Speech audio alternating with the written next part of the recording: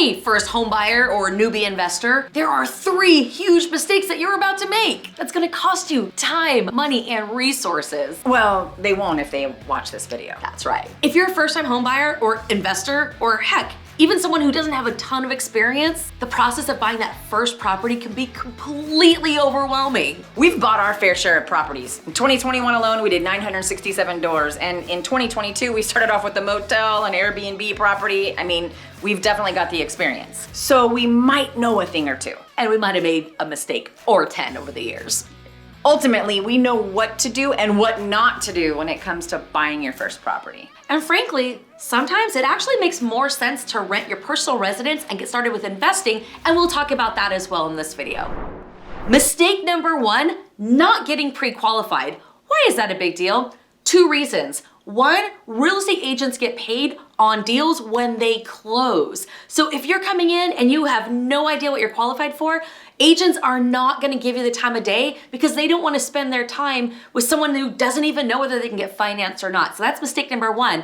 The other thing about that is you wanna make sure that you're shopping for properties that actually fit within your budget. It's nothing worse than being like, oh, I want that home, only to find out you can't qualify for it. Yeah, you want to know exactly what you qualify for based on your income, your debt, and the down payment that fits your needs. All right, so getting pre-qualified, what does that even mean? You can go get pre-qualified directly with a lender or a bank. That's 100% fine. The other option is to get pre-qualified with a mortgage broker. So what the heck is a mortgage broker? And frankly, whether you're a brand new first-time home buyer or a brand new investor, either way, you're gonna need to understand this. So a mortgage broker is a professional in the lending environment that has relationships with a whole bunch of different banks. So the gist of it is, you give them all of your information, and based on all the things Jen talked about, your income, your debt, your down payment, they're gonna know which lender or couple of lenders are gonna be the best fit for you to give you the absolute best deal. So why doesn't everybody use a mortgage broker? Well, there's a little bit more cost to it. So with a mortgage broker, you're paying a little bit more in fees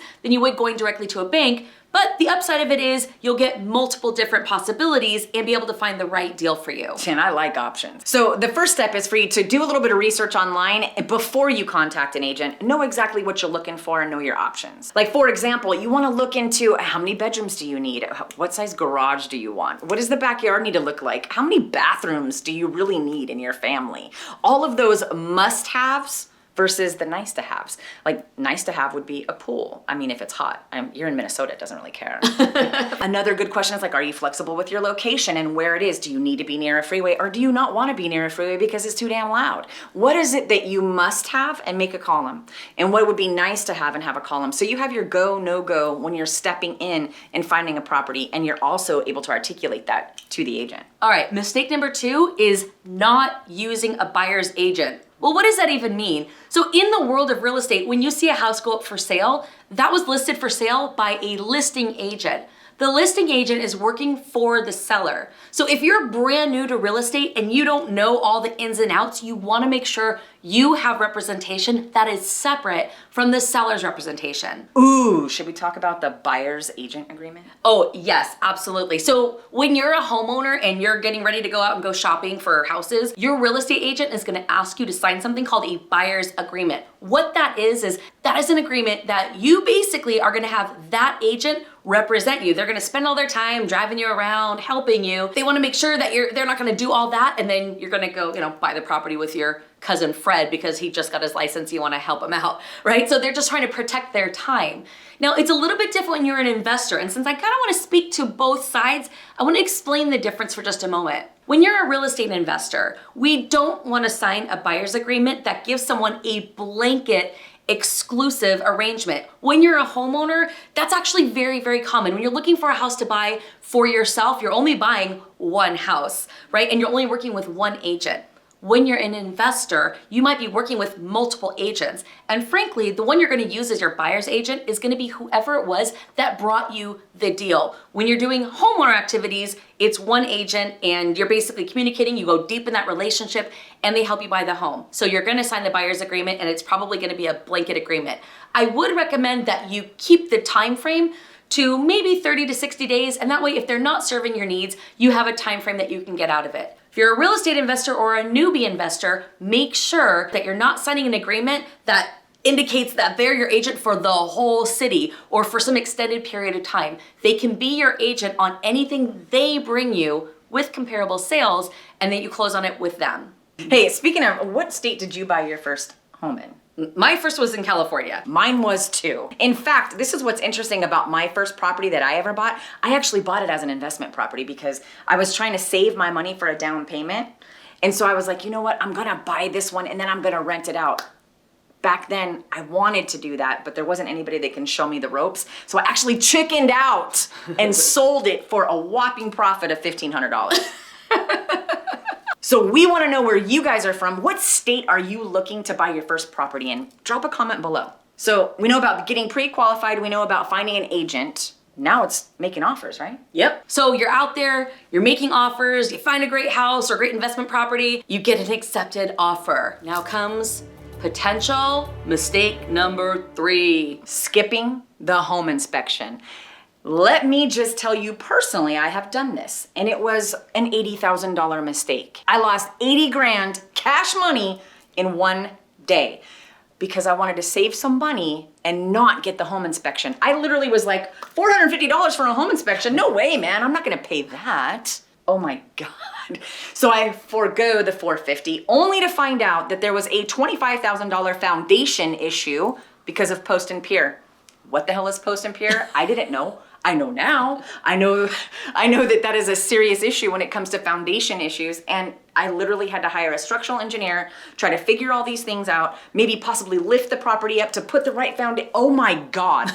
I sold it for an $80,000 loss, guys. So as an investor, like, it is critical. You're gonna own something for all this time, but what about if you're just a homeowner? Well, let me tell you about an experience that we recently had. We recently bought a personal residence, and frankly, we bought it as is because the house was kind of new. Like, it was only 5 years old, right? So we're like, oh, that's fine, we'll do it as is. But we never skip our home inspection, ever. I mean, anymore. Not anymore. Not after anymore. that day. Yeah. We got the home inspection and basically the house is fine. It's only 5 years old, but there's this laundry list of all these little things. I knew it was as is, but that didn't keep us from going back and asking the seller, we'd like you to fix some things. And when the agent said, well, what do you want them to fix? Because you said it was as is. Well, frankly, we also thought the house was new and wouldn't have anything wrong with it. So I need everything fixed. We didn't think she was actually gonna go for it. I believe the exact thing you said was, fix everything or give us a $25,000 credit. That is what I said. Yeah, negotiating tactics, like hard negotiating tactics. It works though. Yeah, so you get the home inspection so that if you're buying an investment property, you're really going back for a price reduction to try to get the price lower. But if you're a homeowner buying your first house, you really want to make sure that you're not having to walk in and then fix a bunch of stuff. Unless that was your goal. If you're buying a fixer to do sweat equity, that's a different story. But if you're buying something and it really should be up and running, ask for everything that's wrong, but you're not going to know what's wrong if you don't get that home inspection. It's probably the biggest mistake that all new property buyers, whether they're investors or homeowners, make. But we don't want you to have to go through that pain. No, get the inspection. All right, so now let's talk about renting versus buying. So for me, I told you, I mentioned my story before, the very first property I bought. I saved money for a down payment and then thought to myself, man, I could use this for my personal residence and then continue to pay that monthly mortgage, or I could use that money, put it down as an investment property, rent it out and let somebody else pay down my mortgage while I get that cash flow coming in and I can rent where I'm gonna live.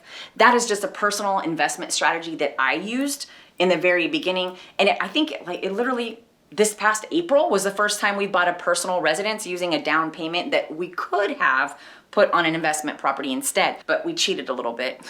It's an Airbnb property that we chose as a personal residence. So when we are out in our RV and living life, we can literally Airbnb out our personal residence. So it's still considered an asset versus a liability, which I'm a massive fan of. It's funny because my first house that I bought it as a personal residence, and I didn't come to this conclusion or learn about this until I was talking to a business mentor, not even a real estate guy, business millionaire, and he rented his house. And I was like, what do you mean you rent?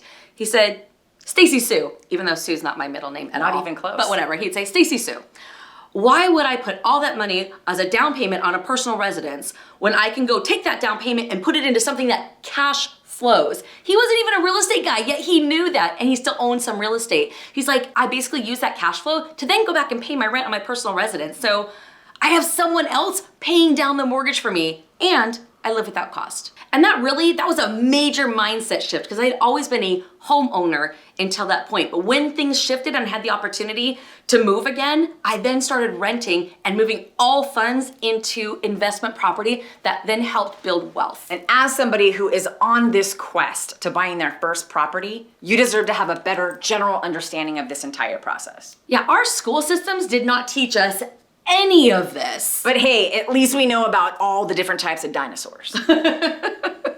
Or do we? If you guys have more questions about buying your first home or investment property and you want some guidance, feel free to join us. Every Wednesday, we do a live training topic followed by an open Q&A, and we call it the weekly Ask Us Anything. And if you join us there, we can guide you even further on the next steps for your journey. See you next week.